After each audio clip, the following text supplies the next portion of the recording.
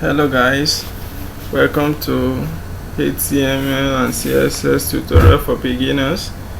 In this series we will be talking about lists.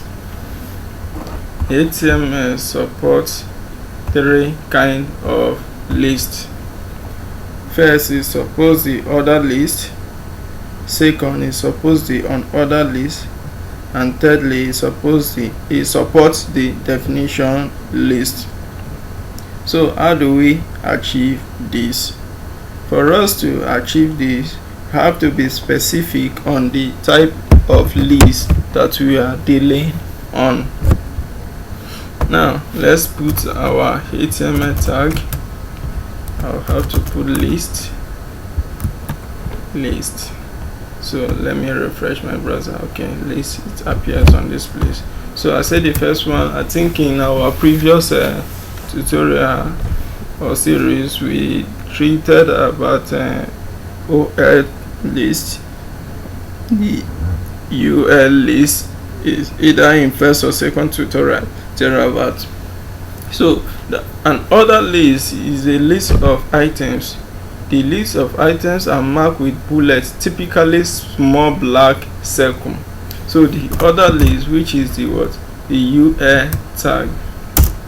Now before this can be done, you have to undergo another tag known as the li, which means the list itself. So for us to get this, say list, let's say school. Let's try to get another list of farm, another list of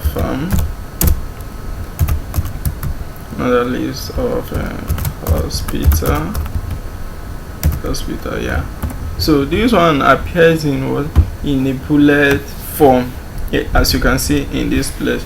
So another type of list that we have is the OL. The OL list appear in a numeric format.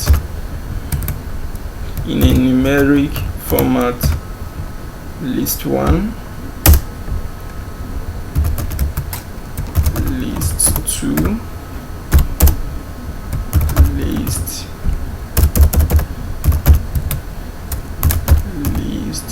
3,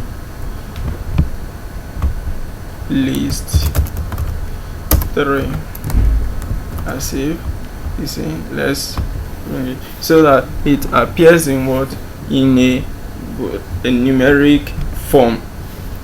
And the other third type of list that we have is the definition list.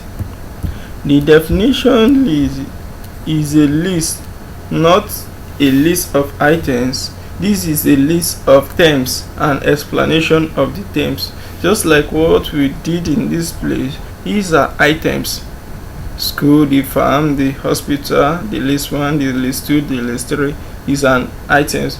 Just like when you buy things in the market, you decide to list the things that you needed to buy in the market. So those are lists. But this definition list is a list of terms and the definition about the term. Just like you using human being and as an instance, say Mr. Obi. Where is Mr. Obi? You can't just say Mr. Obi. Somebody needs something about or information about Mr. Obi, so you have to explain what Mr. Obi really is. But before we treat on that, I have to bring to your knowledge some tags that enables us to run that. So the definition list, which is the DL, is a form of container that comprises the other tags as well, just like the UL and the OL tag. First we have the DT. The DT define a definition term. So what are you defining? Let's say OB. Now this is the term, and for us to know about this OB, you have to define it using another tag known as DD. So what is OB? OB is what?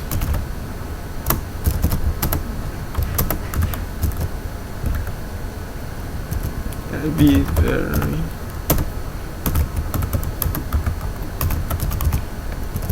hardworking man. He is a very hardworking man.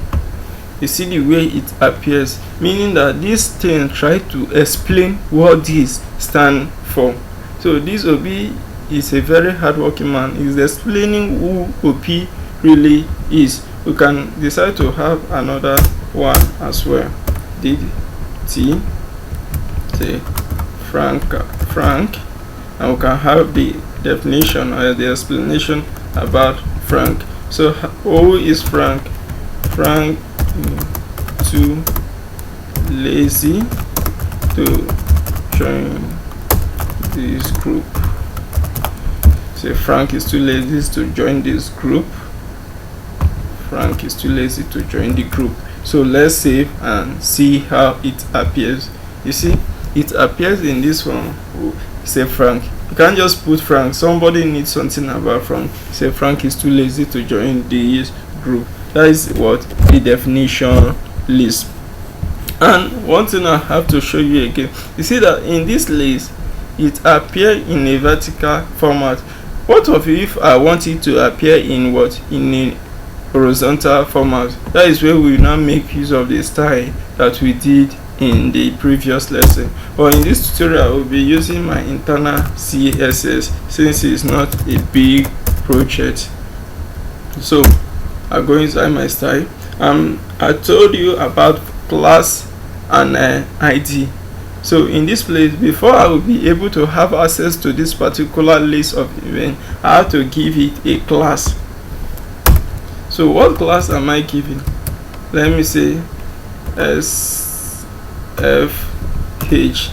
Well, mind you, you have to give a class that relates to whatever you are working on, so that when someone is searching for it, you will be able to trace it, even if you are not the one working on it. Again, you can share the project with anyone. You can share the work with your friend, programmers that want to assist you. Whenever you go through it, you will be able to identify what it means. So since I'm using class, I will now use dot list. So what do I want to do? I want to change this one from this vertical position to appear in what? In horizontal position. Now for me to do that, I have to go to display. How it display. Now a list is a block element. Since it's a block element, I have to convert it from block element to inline element. So what will I do? I will now put the inline block. So I save. You see that it did not work because what we are styling, or what we are styling, is the UL, but we are not supposed to style the UL. Is the li that we are supposed to style. So by so doing, we have to go back to the class and give it a tag of the the list. So this means that we are telling this the style to go into the any class that has the name list, and when it goes there, we see another tag with li, and when you see the li, you should change the display to to inline block. That is just that. You can also change the color to be, let's say, indigo. The color to be indigo. So let's save. You see, we have successfully changed the color to be indigo. Now we can also change the width. Let's use 30%. Let's use 30%. So I see. You see that I have successfully split the list in their separate form using 30% interval of the page. So we can as well change the background, but in this case, if we should put the background in this place, let's see, if we should put the background in this place, it will not look well. Background color to be, let's say, red or whatever, red. Background color to be red. You see that it takes the size of the list, creating a space in between each list, but we don't need that. So for us to avoid that, we have to go back to the UL itself, not longer the list but the UL and put the background. Let's remove it in this place and put the background in the UL itself. So when we do that, it will be able to cover the full space. Let's try to change this color to white. See that we have successfully changed the color to white, and they still maintain their space from each other. Their 30% space I will give to each other. In this one also, we can decide as well to change it from this small letter to capital letter if we don't want to start typing everything and we want it to appear in what, a capital letter. So we can do that by coming back to this place and put the what, the text decoration, or the, let's change the size first since I'm here already. You can change the size to 20 pieces or whatever units you want to use.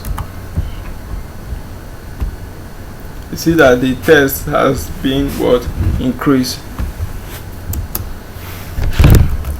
Let's change the text to capital letter. You have to come to text transform.